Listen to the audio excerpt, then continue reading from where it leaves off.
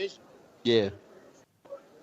And so, and you the king just sitting down looking at it and You watching know what's it. funny? They try to say on Fox the lightweight division is the best division. I said, are you kidding me? Yeah. Because Connor's the champ and he's not even going to defend the belt. You got to miss me with that. You see former champions, Robbie Lawler. You got to put Johnny Hendricks. You know, at some point, if he decides to keep on, he knows he's going to be better at welterweight.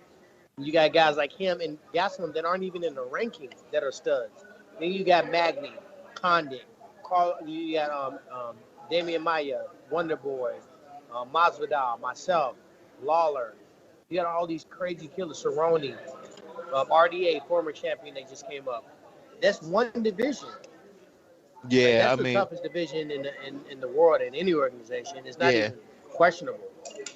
And I'm leaving people out. Ponzinibbio, Gunnar Nelson, Usman. Yeah, it's an incredible talent pool. I mean, it's such a, you're right. I mean, I've always firmly believed that 170 has always, or at least for the last couple of years, has been the toughest division. Just, talent, like guys can wrestle, the speed, knockout power. It's just a crazy medium division. Speed, medium. Some guys have medium speed, medium power, good wrestling, good attacks. You know what I mean? I've been blessed to have maximum speed, maximum explosion, maximum power, and then you and Duke have helped me add the other stuff: economy of motion, knowing when to explode, when not to explode. How to fight the 5 rounds. Like 5 rounds ain't a nerve wrack to me anymore. It used to be like, damn man, it's 5 rounds. I don't even think about it that way. Yeah, it's funny how that works out, right? Round. You know what I mean? This round I want to do that. That round I want to do that. And if I stick to the theme, shit, I forget what round I'm in anyway. Yeah. And I'm breathing easy when I walk out. So, when you talk about like this division, all these killers, I mean, and something we didn't even think of is the reason why George St. Pierre decided not to come back to welterweight. I mean, if that's not enough evidence to prove that this is the tougher division, I don't know what is. Yeah.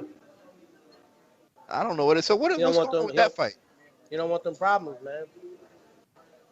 You don't want them problems. Yeah, what's going on with that fight? He said no. Bisping and fight? Yeah. I think it's an evenly matched fight. Yeah, me too. Bisping is going to be a heavier opponent, but he doesn't pack a big punch.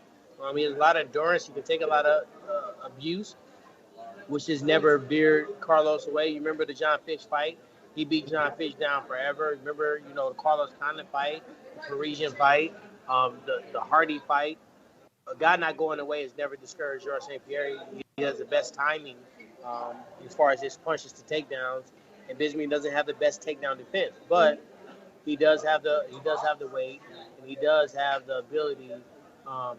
He does have the ability to kind of put a little bit more pressure on George, and George has been away for 3 years, almost 4. Yeah. By the time he get in there, it's going to be a few days shy of 4 years. So the sport is caught up. Whatever advantage he had, whatever degree of separation he created by just being such a great martial artist, people have played catch up. I think I've surpassed him. He was a person I looked up to, but skill for skill, mindset, explosion, power, wrestling ability, timing, the strategy, all those things, I feel like I've surpassed George, and that's why I want to go out there and fight him and prove it. Yeah, what you say is you make some very interesting points, but in terms of the fight against Bisping, I almost feel like I'm giving George the advantage for that because I feel like he knew that was the fight that he could win. Like he didn't come back to welterweight, but he knew that was the fight. For some reason, he knew that was the fight that he could win based on what he's been doing these last 4 years. So I almost feel like, man. Yeah, he's smart and he's a safe guy. And he's a pay-per-view king. He's already did what he needed to do in the welterweight division. Win or lose, he's not going to do anything to tarnish his career against Bisping. And also, he wants to make money. He's like, forget that. I'm back. I see all this money, all these pay-per-views. Yeah, right. 1.3, 1.6, 900,000, 1 million. I built this model. Now I want to come in and participate in some of this money that's going out. Yeah. I mean, here's what I see happening. And I know you want to fight him, and I know that's kind of been a goal, but I see George doing this. I see him beating Bisping and then wanting to fight Connor. It's like some type of fight, yeah. But you have to be honest with the fans to say, I'm here for money. Yeah. And that's because okay. No shame in that. No, but no, I think even more than just money, I think it's more of a situation of these are guys that I match up really good against, and I can beat these guys. You Yeah. know, I don't want to fight guys But just know I'm gonna call them out on it. myself. Yeah, keep calling them out, man. Maybe we can bait Win, them. lose, or draw. I'm gonna want to fight the winner of that. I'm gonna want to fight the winner of that fight. I mean, Bisping or George. And then I'm still gonna want to come back and see all this fresh new talent in the welterweight division. I'm gonna want to show them a little lesson too. So I don't know if y'all are done, but there's one fight I'd like to see for George St. Pierre that isn't Tyron Woodley, and it's the only fight that makes sense to me that isn't Michael Bisping, or that isn't you, Tyron, and that would be if George is going to come back and not fight for you for your welterweight championship, why isn't he fighting Anderson Silva?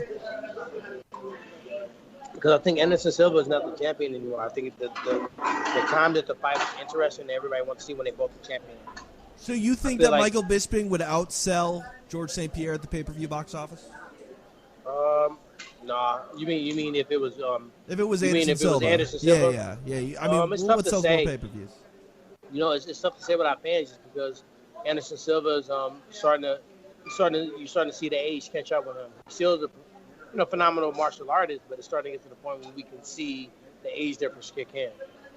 Sure. No, I hear you. If that was going to be the fight, like if you told me that George St. Pierre is going to return and he's not going to fight the welterweight champion, I would say it's got to be Anderson Silva, but it's not. So what do I know? Well, Conor McGregor. Yeah, but I mean, unless the fight's at, like, honestly, would you want to see George St. Pierre fight Conor at 170 or no? Like, unless George went down to 55. I mean, that's a disrespect to me. Right, I agree. So, like, even though it's a money fight per se, like, I guess maybe I'm more of a sporting purist that I can't handle the idea of George St. Pierre fighting at 170 to fight Conor McGregor. And, you know, Firas Zahabi said years ago that George could make 55. I really don't want to see him do that to himself. What do I know? Dean, you're back. Hi. Yo, I'm back. I think my service might have cut out. No worries.